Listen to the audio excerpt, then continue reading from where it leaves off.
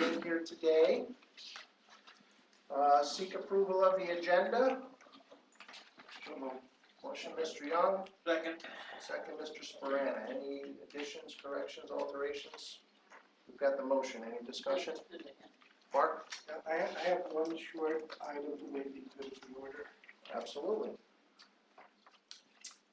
Can I have approval on the motion? All in favor? Aye. Any opposed? Okay, the agenda stands as approved with one item under good of the order. Approval of the minutes from our April 26th board meeting. The minutes run in our packets from pages 2 runaways. Thanks. 2 through 16. Second. Motion, Mr. Young, second, Ms. Figueroa, on approval of the minutes. Any discussion? All in favor? Aye. Any opposed? The minutes are carried as written. Thank you. We have one special recognition today. Mr. Eugene Boykman, Transportation Supervisor, 25 years of experience. Thank you. 20? I thought so. I thought so.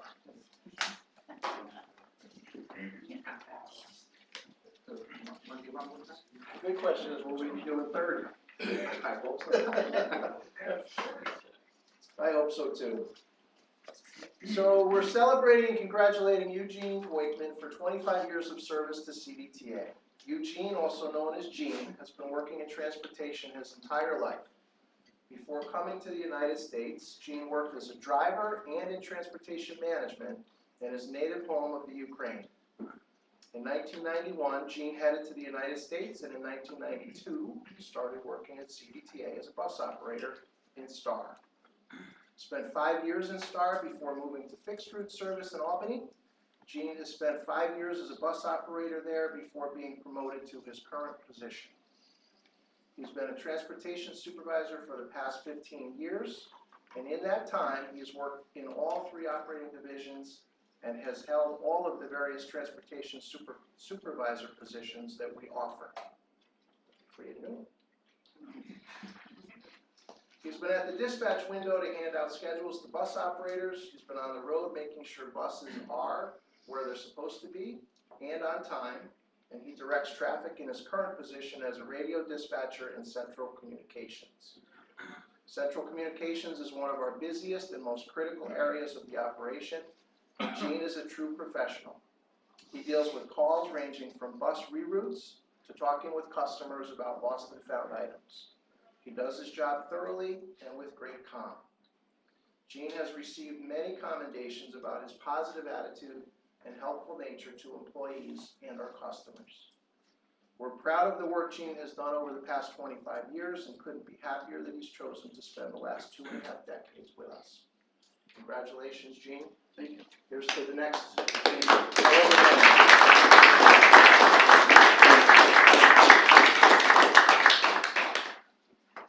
right, 2 quick picks. Yes. 1, 2. All right, thanks. Thank you.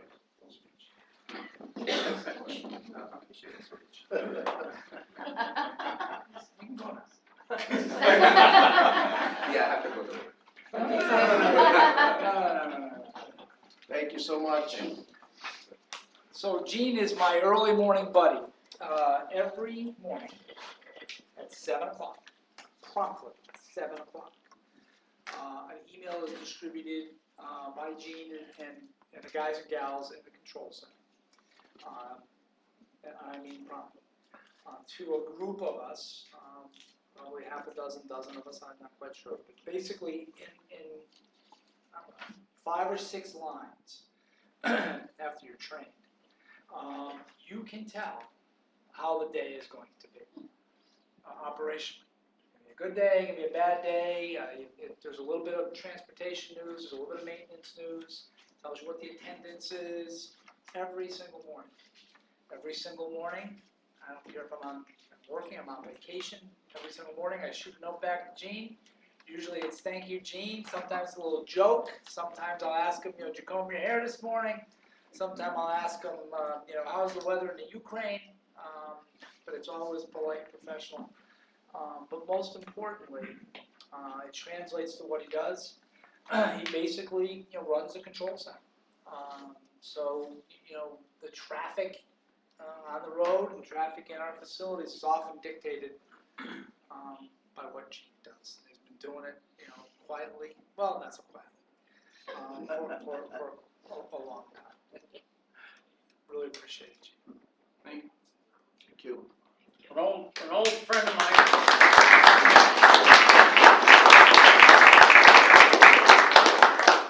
An old friend of mine from the Ukraine said, everybody that comes over keeps a couple of $1,000 cash in their trunks of their cars. So, Couple of where, thousand. Chump change. where's your car parked? Well, I can tell you where it is. It's got a beautiful Lexus. It's parked, I can tell you exactly where it's parked. If you look under the seat, there might be a couple of surprises. And that was a long time ago, so the ante's probably up. You sure? 25 years ago?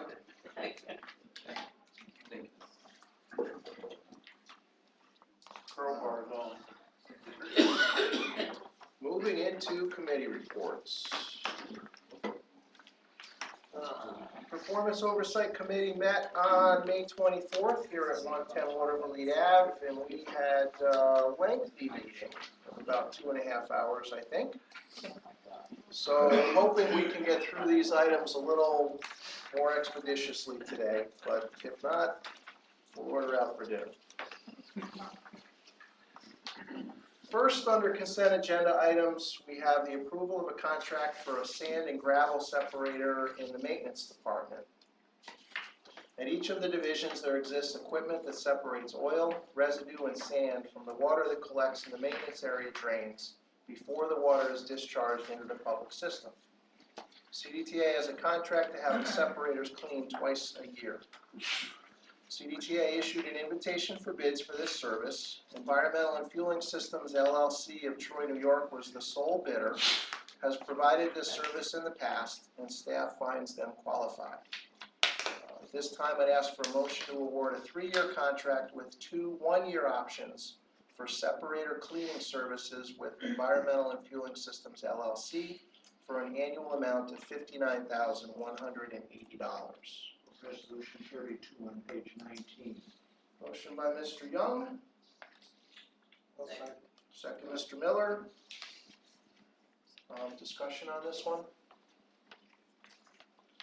It is, we had a sole bid, but it is not a sole source. We just had one respondent, and it was the incumbent provider of the service. That was also evaluated for management. It's an excellent program. Equipment has done what it's supposed to do. Any other discussion? All in favor? Aye. Mark? Sorry. I was just wondering how the oil is separated, whether they're solvents, what solvents they are. That we need technical Technical assistance. assistance. Mark, you're the closest thing on this Well, one. yeah, basically the separator's, it's got chambers and baffles in it, so it holds the sand and sediment sinks to the bottom, the chambers hold the oil, and under a very slow process, the water just slowly drains out. So it's mechanical separation. Yeah, and then they suck it all out. Thank you. And then what's done with the oil? Pardon? What's done with the oil? They take it away, it's environmentally handled, it's up to them. This company disposes of it for us, right? Yeah. Yes, that's part of the agreement. Sorry. All in favor? Aye. Aye. Any opposed? Resolution is carried. Thank you. Next on our list is the approval of a contract for window washing at the Rensselaer Rail Station. CDTA has a contract to dust high areas of the RRS and clean the windows twice a year. An invitation for bid was issued for the work. The low bid was received by Tri-State Facade Services. As allowed per state preferred source regulations, the New York State Industries for the Disabled subsequently provided a bid that is within 15% lower than the 15% of the previous low bid. The difference on that was $325, just as a point of reference. New York State Industries for the Disabled meets the qualifications and is also the incumbent contractor for this service. They've performed the work satisfactorily for the last 5 years. This time I'd ask for a motion to award a 3-year contract with 2 one-year options to Action Window Cleaning Company, which is a provider to the New York State Industries for the Disabled, for an annual amount of $15,935. Resolution 33 on page 25. Motion by Mr. Young, Second. second Mr. Sporana, thank you. Discussion on the resolution? It just occurred to me, do we wanna not do this summer while they're doing the decks? Or are you gonna do it in? I think we're gonna do it anyway. I mean, they're supposed to use, wet means to keep the dust down. Okay. Good question. You may go right back in. When we're done. Mr. Chairman, I'm going to vote against this motion, not because I don't think people do good work, I disagree with the procedure. All in favor? Aye. Any opposed? Aye. Mr. Young is opposed. So the motion is carried. Vote is 1, 2, 3, 4, 5, 1, 2, 3, 4, 6 to 1. Thank you. I didn't expect to win. It's a better shot than the Derby. I appreciate that you moved the motion. Next item is the approval of a contract for trash and recycling services. CDTA maintains a contract to provide weekly pickup of trash and recyclables at all 3 divisions and the Rensselaer Rail Station. As this contract is about to expire, an invitation for bid was issued for these services. 14 vendors downloaded the package, and 2 vendors responded. County Waste provided the lowest bid, has provided these services in the past, and is qualified to do the work. This time I'd ask for a motion to award a 3-year contract with 2 one-year options for trash and recycling services with County Waste and Recycling for an annual amount of $117,207. Resolution 34 on page 31. Mr. Young. Have a second, please. Second. Ms. Pedro, thank you. Discussion on the resolution? Well, I just said during the, I think it sounds like a lot of work for a little bit of money. Yes, has any perspective. It's a dirty job though, Joe. Somebody's got to do it. All in favor? Aye. Any opposed? Recuse. 1 recusal. So 6 in favor, 1 recuse. Motion is carried. Thank you. Next item is to approve a contract for camera installations.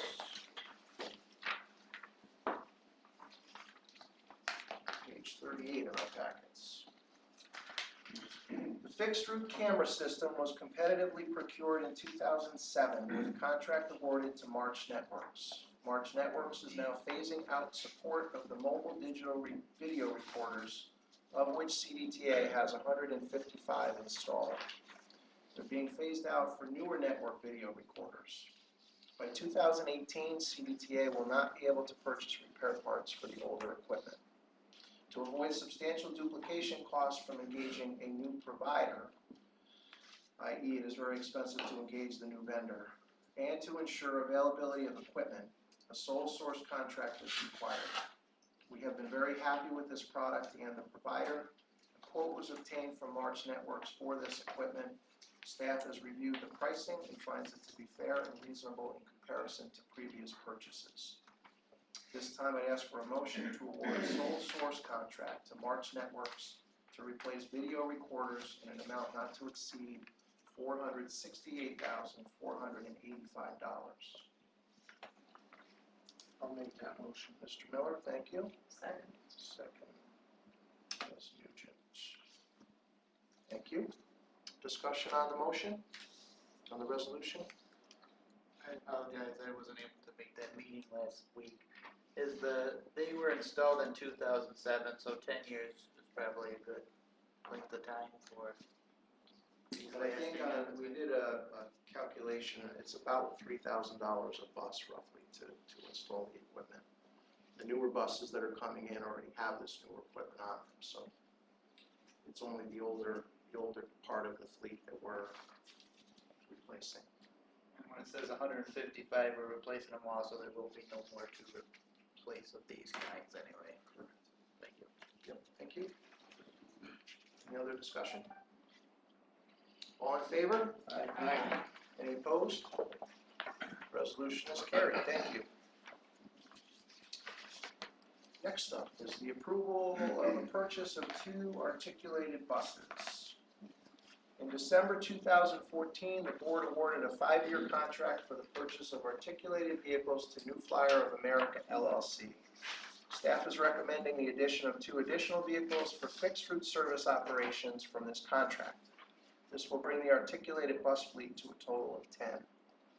The vehicle model is an articulated New Flyer Excelsior heavy-duty transit bus. It is 60 feet long, however maintains a comparable turning radius of a 40-foot bus. It has 3 doors, and due to its high passenger capacity, it will help alleviate routes with overcrowding issues. These buses will replace an equal number of vehicles, 40 or 30-foot buses, currently used to run over fixed route service that have already reached the end of their useful life. It is part of our fleet replacement plan, and delivery is anticipated for spring of 2018. This time I'd ask for a motion to approve a purchase of 2 articulated buses from New Flyer in an amount of $1,604,544. Resolution 36 on page 41. Motion by Mr. Young, Second. second Ms. Figueroa, thank you. Discussion on the resolution? Yes, Mark. What routes are these used on? High volume routes, right now we only have, hopefully 4 in operation, but we see them mainly on 10, 11, 12, Central Avenue, and the same will be planned. What you'll have is more of these buses on those routes to handle capacity. Actually, what you're doing is replacing 2 of the 40-foot buses, smaller buses, pick up more passengers, because we don't have so many people watching the bus go by. Exactly. Well said. It will affect employee counts. Right, because you're it's equal number of buses being replaced. At some point it would, but you'd have to be in the 50, 60, 70 articulated bus number for us to. But it does increase the efficiency over. Sure does.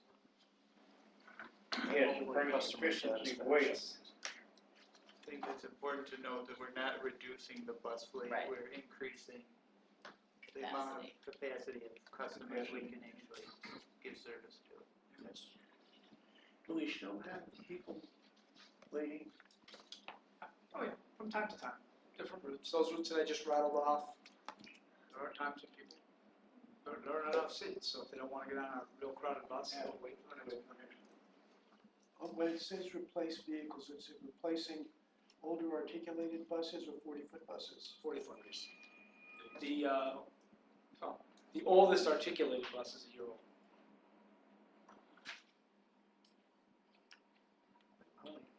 How long have we had those buses? Well, the first 2 a little over a year. Am I right about that? About 15 months. We haven't had any problems with them as far as being able to go around curves, turn corners. Once drivers are familiar with them, they're actually they like them. A good number of them like driving them more so than a 40. Unfortunately, I have Is that qualified? been business Tongue in agent cheek. since my time that we got done, so I haven't been cleared to drive a articulated bus yet. I just wanted to do it. I don't know, I just wanted to do it. No, I haven't. If you watch it, they take the turn it up at the corner better than the straight buses. It's Actually, basically, is it a better turning radius, or, yeah, it's a little better, right? Actually, it's the equivalent of the 30-foot building. Yeah. It's amazing the technology improvements. You can do today, We could do some feather bedding, put a wheel in the back, and have another driver. I thought you were on our side. I like where you're going. I'm a man of the people. I know you are, but there's only so much money. All in favor? Aye. Any opposed? Resolution is carried, thank you. Next up is a resolution to approve the Rensselaer Rail Station, approve Rensselaer Rail Station parking garage emergency repairs. It was tougher than it looked. As has been discussed at several board meetings, staff has been making a number of repairs to the lower levels of the parking structure at the Rensselaer Rail Station. In December of 2015, the board approved those emergency repairs to several concrete corbels and supporting brackets. Subsequent to the emergency repairs being successfully completed, staff instructed our engineers to do a comprehensive inspection to the remainder of the underside of the deck. During the inspection, it was discovered that additional work needs to be completed. The method of repairs requires a specialized company familiar with the work to be completed. The original work was awarded to BCI Construction. BCI specializes in this type of work, and we were very satisfied with the progress to date. The estimated cost of the additional work is $260,000, will be based on a time and materials basis, with a fixed profit margin similar to the contract from last year. The cost is deemed to be fair and reasonable due to the time-sensitive nature of the repairs, and with board chair notification, staff issued a notice to proceed to begin the work as quickly as possible. This time I'd ask for a motion to approve the work of BCI Construction of Albany, New York for an estimated cost of $260,000. Resolution 37 on page 45. Mr. Jones? Second, Ms. Figueroa, thank you. Discussion on the resolution? We had a lot of discussion on this because of the nature of, are we doing this again after 1 year? And I guess the answer is really that the damage from a leak in the top that pushed down into the infrastructure underneath is more serious thing than I think we ever anticipated. I guess as the engineers continue to look at it, and they will also further look to see if there's going to be additional work that needs to be done while this work is being done on it. It's best practice is to do it before we start on the deck is really the big thing. Yes. Otherwise it would rupture the deck. Yeah, just one note, we always knew that we had to do this, because we had to engage engineers to tell us what was needed to solve the problems. It wasn't just the first piece of work. We knew that this work would have to be done. We weren't exactly sure of the sequencing. So really what we have now is we have it in the right sequence. The first piece of work that Mr. Young talked about, this piece of work, and then the installation of that. Mark? Was whoever built this in the first place, was this a satisfactory construction? Should this have happened? Probably not. It was in litigation, a series of issues, but at the end of the day, you've got a 15-year-old parking deck. Should it be requiring maintenance? Absolutely. Maintenance and repairs, absolutely. Should it be requiring this level of maintenance and repairs? I think that's questionable. We've already done the membrane at least once before. And as Carm said, there were a lot of issues in the original construction. So, I think that one of the other differences in this garage that makes it a little different than some others or most others is the top deck is an active roadway. So it gets probably a lot more use than what a normal top deck in a parking garage would get. I don't know to what extent that adds to the kind of maintenance that we're doing, or repairs that we're doing, but it is different than most parking garage structures, and that it's an active roadway. So, And having been here for both, building the original and this part, this phase, I'm much more comfortable with where we are, or will be a year from now than I was 5 years ago, knowing where we were. About 15 years. If that makes sense. Say, I think joined the board, we were talking about. what we've designed, the work that we've designed to do, and the people that are going to carry it out, I have a lot of faith. You know, you don't have to be an engineer. If it doesn't look right, it's probably not. And by the time this needs to be replaced the next time, they're gonna be plastic, believe it or not. All the drainage runs through plastic. It's gonna be, actually, they're doing it in overseas. They're building roads. Just lift the old piece out, put the new piece in. Do we have the technology to do that, John? We don't yet, in the United States, well, I shouldn't say we don't, because the feds do a lot of stuff, but, and they send people overseas. But since the budget crisis that we've had and everything, we don't do as much investigation. The federal highway doesn't do a lot like they used to. But it's in Iceland, Sweden, Germany. I mean, people that know what they're doing, and it's working. I have to ask my son-in-law about that. Yeah, tell them to take a trip. any other questions? He takes a lot of trips. So much he wishes he didn't have to take. I'm sure. The one to South Africa was not particularly pleasant. Any other discussion? All in favor? Aye. Any opposed?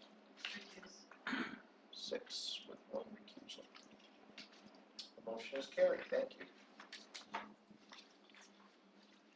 All right, next up are some revenue items. Approve a contract for Rensselaer Rail Station newsstand concessions. Rensselaer Rail Station began operations in 2002. In an effort to serve the customers at the station, a newsstand concession was established. The lease began in 2002 and is now about to expire. A new request for proposals was issued for the services and evaluation criteria for the services, and evaluation criteria were based upon cost effectiveness, experience, qualifications, and DBE, MWDE participation. 3 proposals were received. After reviewing all of the proposals by an evaluation committee, it was decided that the incumbent, Friar Tuck, provided the best option. The minimum guaranteed rent is $42,000 annually. It has the possibility of additional revenue if certain sales goals are met each year. The term will be 5 years with 5 one-year renewal options.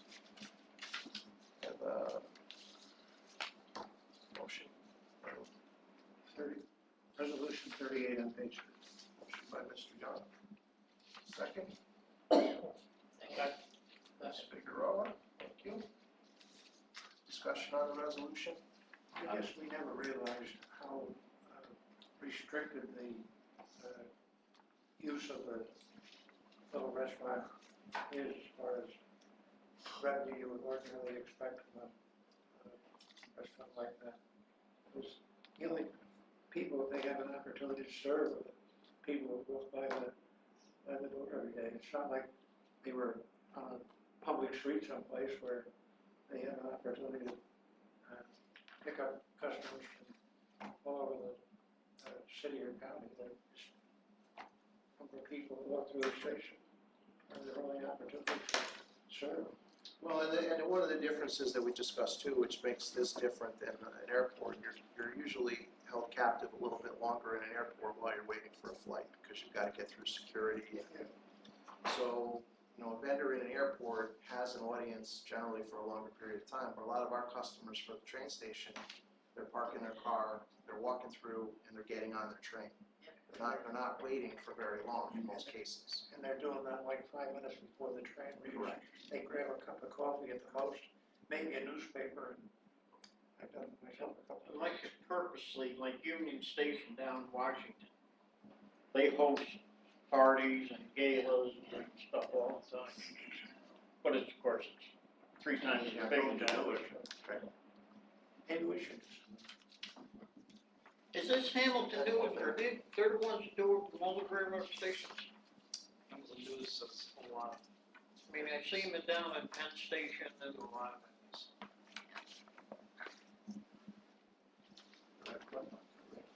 I wouldn't hold my breath till you, I wouldn't hold my breath until you get any extra money from the revenue. Mike shouldn't put that in the budget. All in favor? Aye. Any opposed? Motion is carried, thank you. Next, in a similar vein, is the approval of a contract for Rensselaer Rail Station food concessions. Rensselaer Rail Station began operations in 2002. In an effort to serve our customers at the station, a food concession was established. The lease began in 2002 and now is about to expire. The request for proposals was issued for the services, and evaluation criteria were based upon cost effectiveness, experience, qualifications, and DBE, MWBE participation. 2 proposals were received. After review of the proposals by an evaluation committee, it was decided that the incumbent, Coffee Beanery, was providing us with the best option. The minimum guaranteed rent is $80,000 with the possibility of additional revenue if certain sales goals are met each year. Again, the term will be 5 years with 5 one-year renewal options. This time I'd ask for a motion to award a revenue contract for food concession services to LKPK Rail Limited, also known as the Coffee Beanery of Albany, New York, with the terms outlined above. Resolution 39 on page 55. Motion by Mr. Young, Second. second Mr. Sporano, thank you. The same comments about the beanery as for the same, Yes, same private firm. pretty much the same resolution. Yes. How did we, put in the MWBE criteria for this one? I saw that. It's just really if they're certified in the program. In this particular case, it doesn't help us with our utilization because it's a revenue generating contract, but it's still in the spirit of promoting MWBE.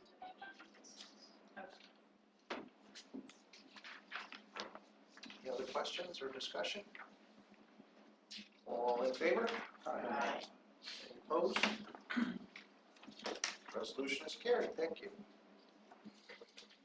We have a contract for insurance brokerage services. Our insurance broker is responsible for obtaining commercial insurance and providing employee benefit services.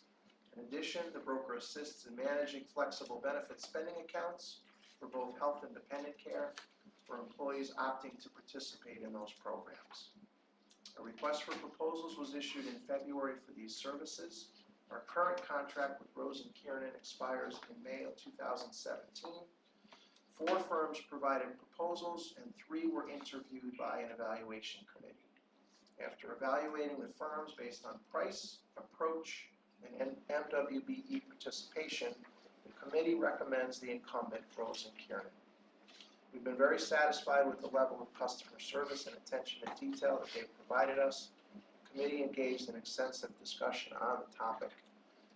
Again, some of you, and all of you, who were at the workshop, the board retreat back in the fall, Rose & Kiernan did the presentation for us on the health insurance benefits specifically.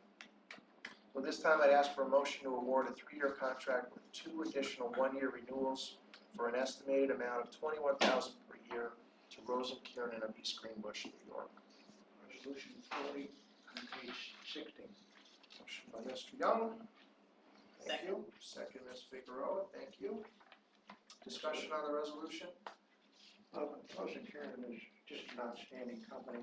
They probably save us thousands of dollars on our contract awards. They do a great job in soliciting all the people that they know that we probably never will, but be sure that we get a good company with a good price. I was just thinking it might be the dollar for dollar, it might be the best $21,000. It's unbelievable what they would do, what they do for that amount of money. All in favor? Aye. Any opposed? Resolution is carried, thank you. And now another funding, it's a revenue item again, accept state capital funding.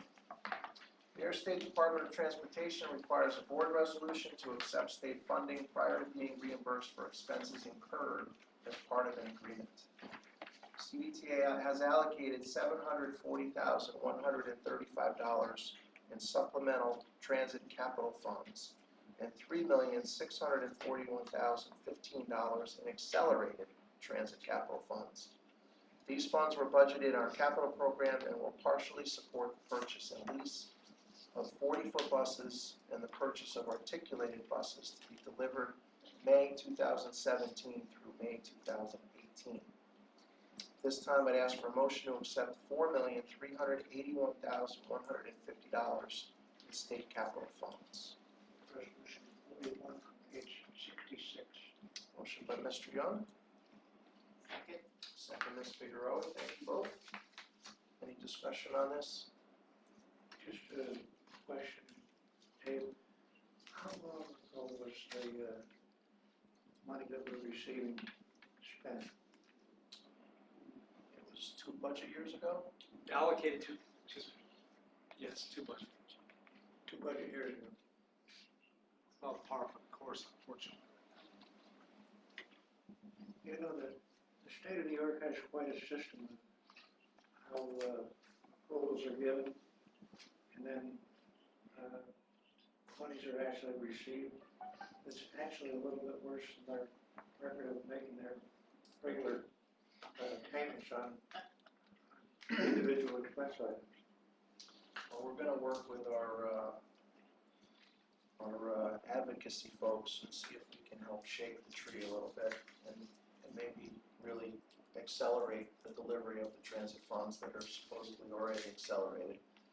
Well, you should. I think, you know, so again, some of the delay on this type of money is that the state bonds for it, so they have to go through the bonding process and actually get the bonds issued and sold, and then they can release the revenue. So, you know, unlike our STOA payments, which are part of the state's annual operating budget, these are a different source of funds, and I think some of the timing or the delay is because of the process the state has to go through to obtain the funds, the cash. So, Because of the nature of this, I made a few inquiries, and exactly right. It's a case of the state seems to accumulate a lot of these sort of things, and then they wait not only until they have a big bunch to do the bonding issue, but also they have to wait for additional time that's appropriate to get the best deal on the bond issue itself. So there's 2 reasons for the delay. Not somebody's deliberately holding up our money. It's just a case of practicalities as far as doing the best thing for the state of New York as far as making arrangements for the bond. And stop and think about how many agencies probably have fingers in the pot that is eventually going to be spicketed out in that bond issue when it's made. We understand all that, in our work with the governor's office, division of budget, DOT. All we're advocating for is that we remove any unnecessary roadblocks. It's just difficult when it gets delayed 1 to 2 years. It's really difficult to put a financial plan together. So we're working on it. Of course, one of the issues for us and any other agency is that if you had a real issue with a particularly large amount of money, probably have to float a short-term loan ourselves to pay pay your Yeah, butters. and a lot of agencies do that regularly. And frankly, as we move forward, it's something that, we want to talk about. We may need to have another tool in our toolbox. It seems like it's a very complicated process, but Yes, I think you're right. We can leave it at that. It's difficult. It's not, to be very honest with you, it's lack of people. That's not. There's that too. There's that too. There is Up that in too. DOT, it's, And turnover. they're just not there. Familiarity, we're on our, another call this afternoon. We're on our second set of familiarization with a team of people, because people are new. And in fairness, they want to understand the issue so that they can do more to help you. I believe that. So they have to get up to speed. But when you're constantly bringing people up to speed, it's just, you're right, it's another reason. It makes a 6-week delay 8 weeks. So we're all in the right, I think we're all looking in the same direction. Now we need to We have, this 1.7 million was for the bus replacement lease payment. We have several more years on that lease. Does that cover the full year's lease payment? Yep. Yes. I think the biggest issue though is we still have to recognize the fact that the state only gets cash from taxes and bond issues. And if the tax money isn't there to support these kind of projects, you're gonna have to wait until there's enough additional bond issue matters to make the amount large enough and timely enough for them to create the bond issue.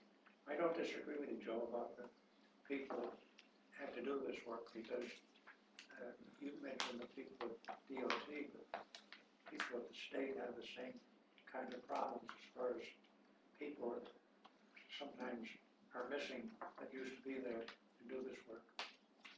Yeah, I mean, cause they count this, they go 1, 2, 3, 4, 5. I mean, it isn't something that just goes over their desk and they throw it. No, I remember very well when we built the Ripton Railroad Station. We got an attorney in to because we were thinking about bonding a portion of the cost, and we had a gentleman named Mark Watkins in and tell us all about the issues of bonding and what it would cost us and how long it would take us to do it. It was quite interesting. It was a nice idea. Fortunately, Joe Bruno gave us the money, and we didn't have to do anything like that. I saw the governor was just asking a couple agencies to start bonding, something I forgot what it was about. Yeah, there was something, I read something about it. All in favor? Aye. Any opposed? Resolution is carried, thank you. Next is the audit committee report. The audit committee met on May 24th. Sarah Montrose gave the internal audit monthly report. Work in progress included the completion of the accounts receivable audit. Comments are due from management, and the final report will be provided to the committee in June. There have been no material findings in that audit. Drug and alcohol review is also in progress. Mr. Young requested a written report for future meetings. The committee accepted Sarah's report. We also had a presentation from Lumsden and McCormick, our external auditors, our independent auditors. Donna Gonser and Seth Hennard presented a draft fiscal 2017 year-end audit and provided CDTA with a clean opinion. Topics of the presentation included the process and various audit reports that were used, the change in accounting principle, GASB 68, observations and recommendations, and the balance sheet. And the financial statements went to everybody, right? The drafts went to everybody. So, any questions in anybody's review of the financial statements? All right, at this time I'd ask for a motion to approve the fiscal year 2017 financial and compliance report prepared by Lumsden McCormick LLP for fiscal year end March 17, 2017. Resolution 42 on page 69. By Mr. Young, Second. second Ms. Figueroa, thank you. Discussion on the draft audit report? Not on this, but I think I just read, or I was watching financial news or something. The federal government has $114 trillion in unfunded post-employment. Yeah. $14 trillion. A little clock keeps going right along. He thought $20 trillion of debt was bad. And this again is unfunded liability. They explain for a working person to make $1 billion, it would take 25,000 years. So, I mean, you just can't even imagine what $1 trillion is. But it's a little bit like Donna said, and it's especially true. And I really do think we should do that cash flow thing that I suggested at our last meeting. Because you'll see it's especially true for the U.S. government, where the cash, the yearly cost for those post-employment benefits, just like ours, is very easily covered in their budget. And why on earth the accounting world ever put this rule in that makes you carry this on your balance sheet? And then they tell you, you're supposed to ignore it. You can't ignore it. It's ridiculous. You've heard my... Well, they were saying the banks have to ignore it, because if they did what they were supposed to do, nobody would get any money, nothing would get billed, and we'd be back in a depression. Typical example, as I said before, is the city of Detroit.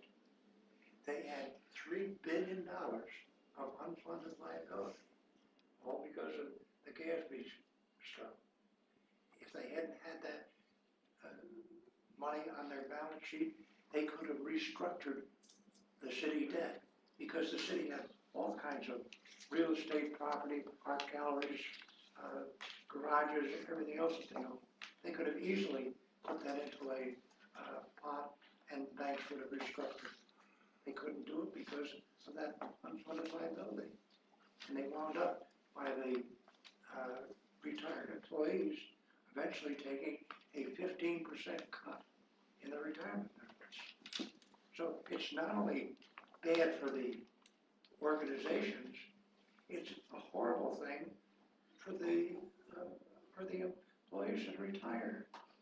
I don't know how many retirees the city of Detroit has, but it's probably thousands of people. And they're not all, 65-year-old people. A lot of these people work for the city for 55 or 65 years and then retire.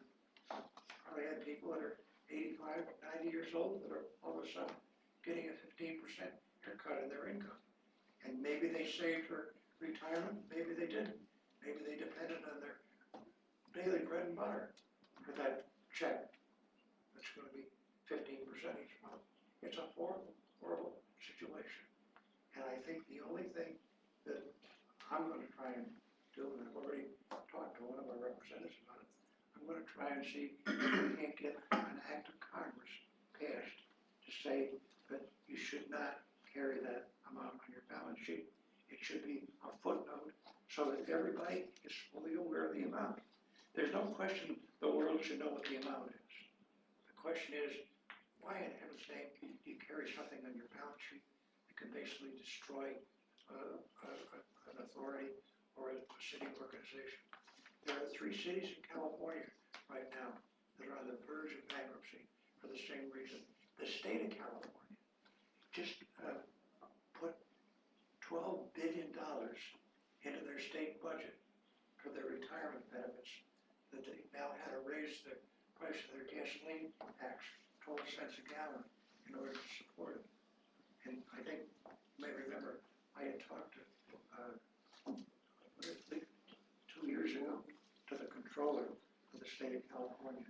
He tried to get the money funded partially, and the state legislature turned it down. Can we move? Mark, you have a question? I just wanted to point out that Social Security is not an unfunded liability. It's currently a couple of $2 trillion in surplus. It's funded by the FICA tax fully for a few decades. And after that, the probability that it will not be funded is zero, considering the demographic trend of the population aging, the fact that old people vote. Any necessary adjustments to keep it solvent will be made with practical certainty. I don't think Social Security is the issue. No, but joking again, the discussion. Let's get back to the item that's on for vote. The financial statement draft, all in favor? Aye. Any opposed? Thank you. How do you like them numbers? I'll talk to you later. The investment committee met on May 24th. All we had for the investment committee discussion was the status of our investments, so we distributed the list of the invested assets. Moving on to governance committee.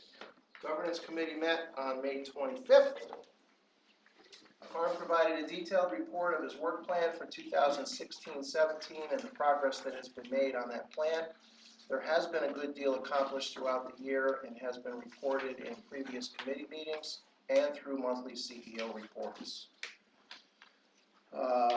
Successes or accomplishments include our Navigator program, CDPHP Cycle Bike Share program, the new CAT AVL system, more universal access partners, work on taxi oversight responsibilities, and continued development of our route network.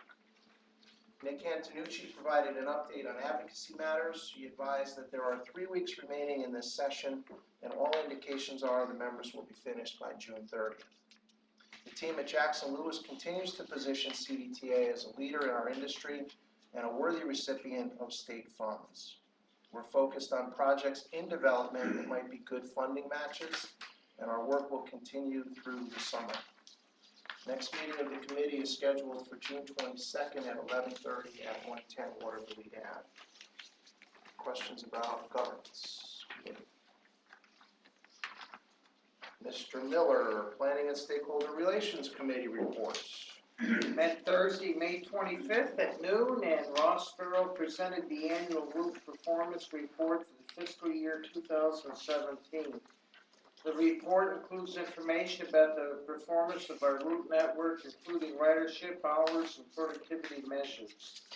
The information guides planning activities for the next 12 to 18 months and will help us to allocate resources. The report shows a leveling of ridership after 6 years of growth. Even so, most of our routes continue to perform above productivity thresholds. It was also pointed out that the severe storms that we had, I guess, in February had some effect on that, which perhaps might not have been quite as bad. The fiscal year 2018 recommendations include the initiation of new downtown services for our major cities for entertainment and recreational travel on nights and weekends, and service expansion for the Cohoes School District. Ross also updated the committee on infrastructure projects. This work is focused on new pedestrian infrastructure, crosswalks, and new sidewalks, along with roadway and intersection design to improve bus operations. Construction has begun on station locations along the BRT River Corridor. We will also begin construction at the Lark and Washington intersection in Albany with a fall completion date. Thomas Gugesberger provided an update on the CAD/AVL project and the CDTA Navigator fare collection system. Both are major projects and are progressing according to the schedule we had for them. And our next meeting will be at noon, June 22, at 110 Watervliet Avenue. Are there any questions? Mark? Yeah, my item probably falls in this part of agenda. Drumwood Thatcher State Park just opened a visitor center. County Executive Dan McCoy was on the radio reminiscing about having been able, when he was younger, to take the bus out to the state park. If we can, I just want to suggest that we consider instituting maybe a weekend service, maybe April to October, to Thatcher State Park Visitor Center. We'll do that. Do we do anything? And especially considering that Dan McCoy is the county executive, he might be able to help. Yes, we'll talk, John and I are laughing, we'll talk with Dan, we have a very good relationship with him. Help, yeah, he doesn't have a whole lot of resources, but we used to, up until, 3 years ago, provide service all summer. It was begun back in Mayor Corning's days, and this fare was a dime, and the city subsidized the difference between the dime and our fare. Mostly summer months though, Oh, right? just summer months, Yeah, okay. yeah, but it was when the pool was open, the state pool, now, yeah. the state has not reopened the pool. In fact, I'm not quite sure what their plans for the pool, but we'll look into that. It would be, we could look at starting it, next year. We'll do it. Yeah, we do grafting. Warren, is your question? Sorry. Thank you, Norm. I thought, Russ gave us a great update. I think it's exciting. What we heard was a lot of the things that are percolating and even beyond percolating, things that are happening. The stuff at SPAC, the improvements to the intersection there, I wasn't aware that we were doing that, but I think those are great improvements. We had quite a bit of discussion about that. So it's always nice to get an update on, what the investments are that we're making in improving our community as well as improving bus service for our customers. I think the bus service for customers, the part that really interested me was the constant fine tuning, because things are constantly changing around the 4 counties, and they do a good job on when things do start to change, to adapt to the change. So, Well, the improvements to Liberty Park and Schenectady, that area, I drive through there when I go to Proctor's, and there's been student housing added there with new construction. It's a busy intersection. And, I've seen our buses laying over on that corner, just as you make the turn coming off of, I'm not sure the street name, but right where Schenectady Community is, and basically T's. So it's heavy traffic, so there's improvements there. Yeah. But it was good. The other very positive thing to me was to hear that, we have a lot of outreach from our local communities asking us to participate in these improvements. So, I knew that we were being proactive in that area. I knew that some of that was turning with planning boards and zoning boards, but it seems like we've even gotten to a different level where we're doing much more as a community partner. And pedestrian improvements, and traffic improvements, customer amenities, and it's great to hear that we're viewed as a resource and not an obstacle. I think we were, not because of anything we did, but I think sometimes we were viewed as an obstacle in the past, and the fact that we've turned that corner is, huge to me. So kudos to staff for all the work they're doing in making that happen, and in maintaining those relationships. Thank you, Norm. CEO's report, Mr. Basile. Well, I think you kind of gave it for me, Mr. Stackrow. My report's in your packet, and I was thinking about the report as I was preparing it over the last couple of days, and it really is the things that Dave talked about. And it starts with a board vision. I remember talking about the TDP almost 15 years ago. And what was it, and what did we want it to be, and what would it guide? How could we maintain it? How would we ensure that it just didn't become a report that got thrown up on a top shelf somewhere and never looked at again? I remember those being board concerns, that we talked through in the board vision was that we needed a blueprint for service. It was the most important thing we did. Well, not only now is it the blueprint for service, but it's the blueprint for the infrastructure that's needed to support the service. Everything from what you see in the ground, on the streets, and things that you don't see, like relationships. We have transformed the relationship attitude at CDTA, and it was an attitude. I don't think we were obstacles, but we put no before yes. And it has been a struggle. I'm a yes person. Some people think that it's yes to give things away. It is not. It is yes. It is yes so that you can have a conversation. The easiest, in my mind, the easiest word in the English language is no, because it absolves you of responsibility. No, and you stop the discussion. We've changed that so that yes is the first word, and at the end of the day, we can't make that work, and then we say, no, this won't work. But yes, we will listen. Yes, we will meet with you. Yes, we will talk to you. Yes, we will think about it. That's not mean we're going to do it. But yes before no has been a major transformation for the CDTA. And I think the results speak for themselves. The work that Ross and his guys and gals do is outstanding. I go around the room here and do a cheerlead section in every department, but it's because of the mentality and the basically a can-do attitude that we've grown into where we are today. The financial part of the organization has always been, board vision number one. You must be financially strong. You must be able to sustain yourself. And I think the report from Donna Gonser and the team at Lumsden and McCormick just echoes that, and the relationship we built with them. They're partners now. We rely on them all the time for problem solving and team building. They're in back of what Mike and Phil do.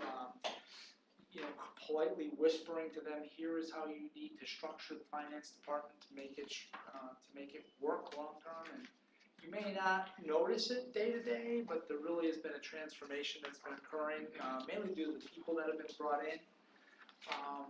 IT, there was no IT department 10, 12 years ago. Actually, there was.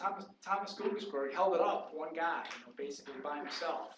And we realized we needed more. There was a board vision on that. We were able to translate that board vision into really what Chris has built into, I would argue, a department that we could face off with any transit property, but we could face off with most businesses here locally for the level of intelligence and support and really thoughtfulness that goes into it. So all starts with board vision, and then we need to execute. But the downtown services that we talked about will start actually June. Albany has kind of leapfrog ahead of Schenectady. The Albany service will go first. We'll give you some dates, and Schenectady service will be right behind them. The thought there is a circulator service that connects the key locations in downtown with our route network and makes getting around our growing urban centers easier. CDPHP cycle, all good. Looks like we're going to start this summer. Bites infrastructure is being shipped to us now, bites and stations, and you're going to see them start to spring up. And CDPHP cycle will be a reality. That might be the quickest turnaround of a major project I've seen in my career. 2 years ago, we were thinking about it. Now we're doing it, and not a day goes by where I don't see an article in a newspaper about a community that's doing it with resounding success, and I'm sure we'll have the same. Taxi service coordination is ongoing. We'll start work on getting the common ordinances adopted. This is a slow go. We knew it would be a slow go, and while that's happening, Uber and Lyft will arrive next month. And we'll see what happens regarding local taxi services. I think there will always be local taxi service. What it will look like, I think, is a little bit up in the air. I think we've talked enough about rail station parking deck, but I'm glad that is moving forward. We're keeping an eye on what's going on in Washington with a federal transportation bill.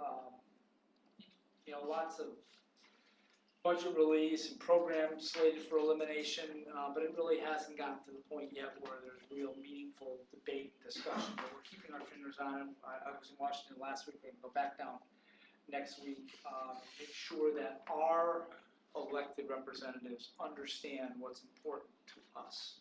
I think they do, but it never hurts to continue to drive home that point. Universal access, I don't know if you kept pace with school budgets, but the CAHO's school budget passed. In that was money for a universal access agreement with us. Lots of hard work there. John Scherzer led that work with the guys and gals in planning, but kudos to the school district for staying with us. They're a walking district. They have no transportation, no yellow buses or arrangements, so that will be, I think, a step in the right direction for them. And as you know, there are safety issues in the city of Cohoes with crossing 787, and this is going to be looked at to help there. I don't know if we mentioned it in PO, but Rick Vines provided his annual workplace safety report to the PO committee, and numbers continue to be driven down. It's another example of board vision. I remember talking about this 20 years ago, maybe or 15 years ago. Basically, the vision was an award-winning workplace safety program driven by education. It's exactly what it is now. It's educating our employees, getting them to buy into working safe. They do that, and workplace injuries have come down, and our exposure is down as well. So all that is good news. On the activity report, I think we've covered most of it. We did mention in PO we have a new class of bus operators that is 16 strong. They will graduate a couple weeks, Fred? Yes. A couple weeks, they'll be graduated into regular service. That will put us as close to budgeted headcount as we've been in some time. And as you recall, we increased the number of heads in this year's budget. So Eugene's morning report has been noticeably calmer in the last couple of weeks, and most of our work is being covered with limited work, if that makes sense, and we've reduced the amount of overtime that we're paying significantly over the last couple of months. So great work by everybody involved there. A lot of elected official meetings. We're in that stage where I try to get to every chief elected official in the region. It's probably 30, 40 meetings, but just kind of keep pegging away at it and plugging away at it. And thanks to everyone who's joined me where they know the particular individual. It makes it a little easier to engage in conversation. Yesterday I was with Paula Mahan and Joe Landry. Paul is a town supervisor in Colony, and Joe is a town supervisor in this community. And both of those people I've known for many years. Paula was my kid's teacher at Shaker Junior High, and Joe Landry was counsel in the Assembly Transportation Committee 20 years ago. So it's good that we've got these relationships that are deep and long and strong. But we've done a lot of those, and there's a few more left to come in the coming weeks, but we'll get those all done. Insist on doing them every year, because sometimes you go a few months without seeing someone, and you may not know what their issue of the day is. Even if it doesn't involve us, it's good to know what's on their agenda, so we might be able to sort of find a way to work together on different things. So they're somewhat time consuming, but I find them enjoyable. It's always good to touch base with Kathy Rooney over in Schenectady.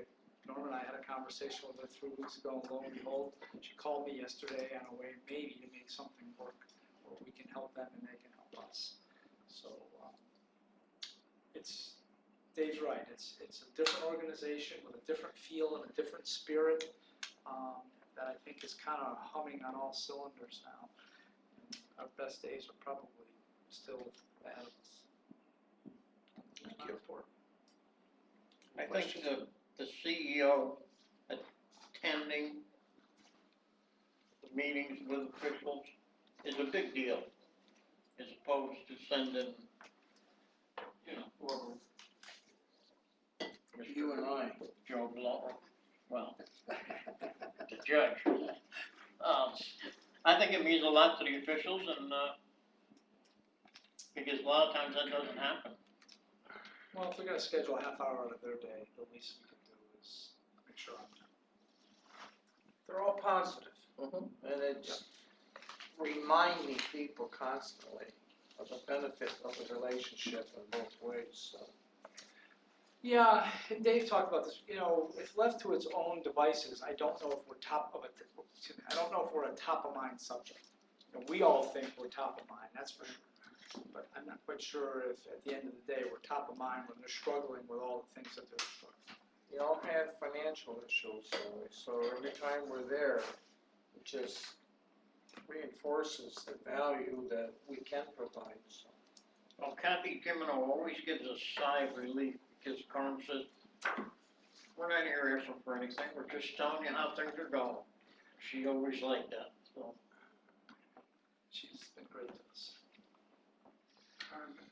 Is the Uber approval going to affect our taxi work? I don't think so. In fact, they're sort of separate from what we're doing. So they'll, depending on who you listen to, they may be starting as early as July 1. Yeah.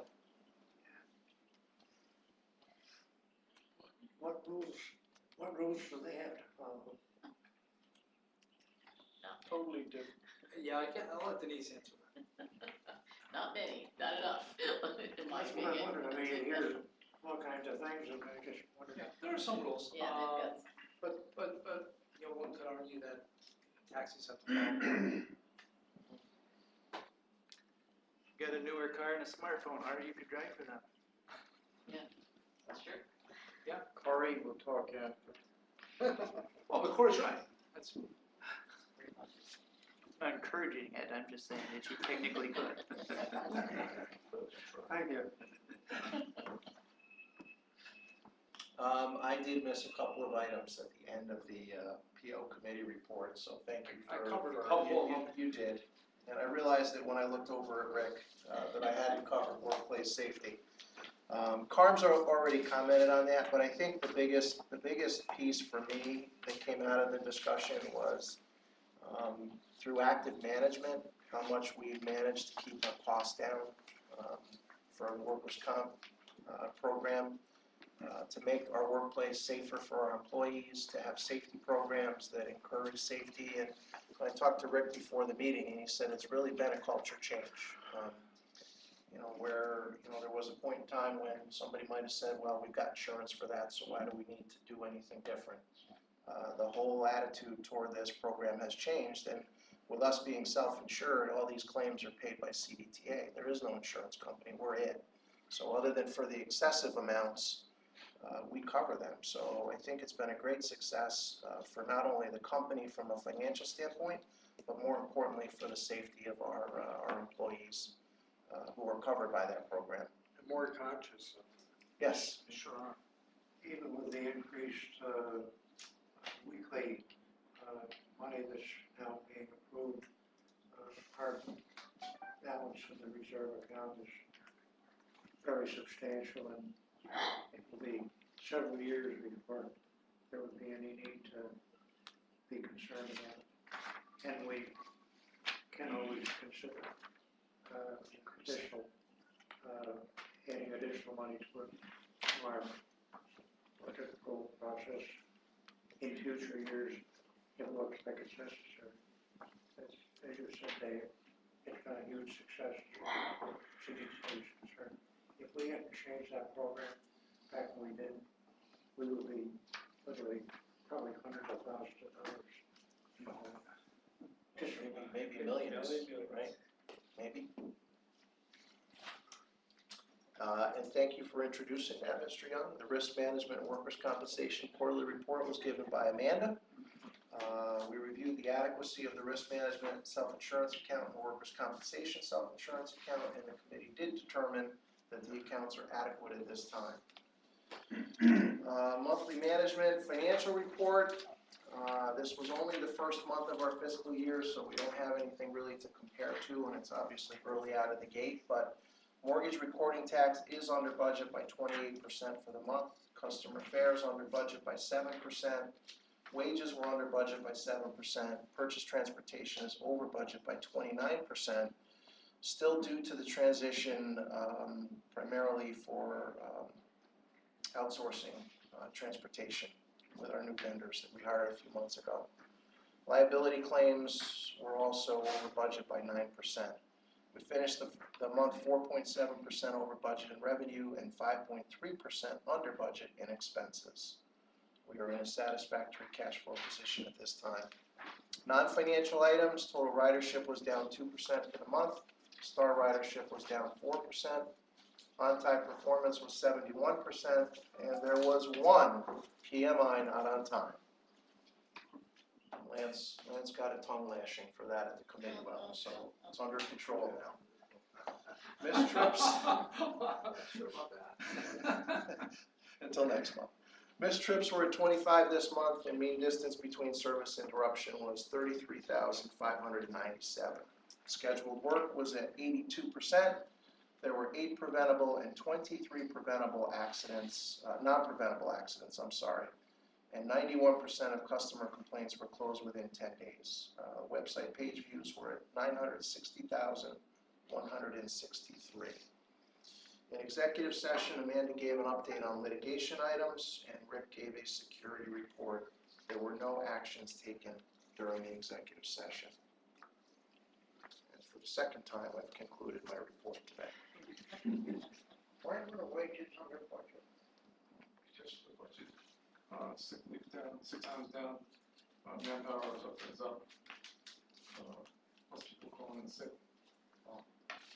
Question was, why were wages under budget? 7%. We have no executive session items scheduled, and Mark, you're good with the order? Okay. No announcements. Upcoming meetings are June 28th, July 26th, and September 27th. Make a motion that we adjourn. Mr. Miller makes a motion to adjourn. I'd like to table that motion, please. Out of order, Joe, you can't table a motion. We also should add that we're now ethical.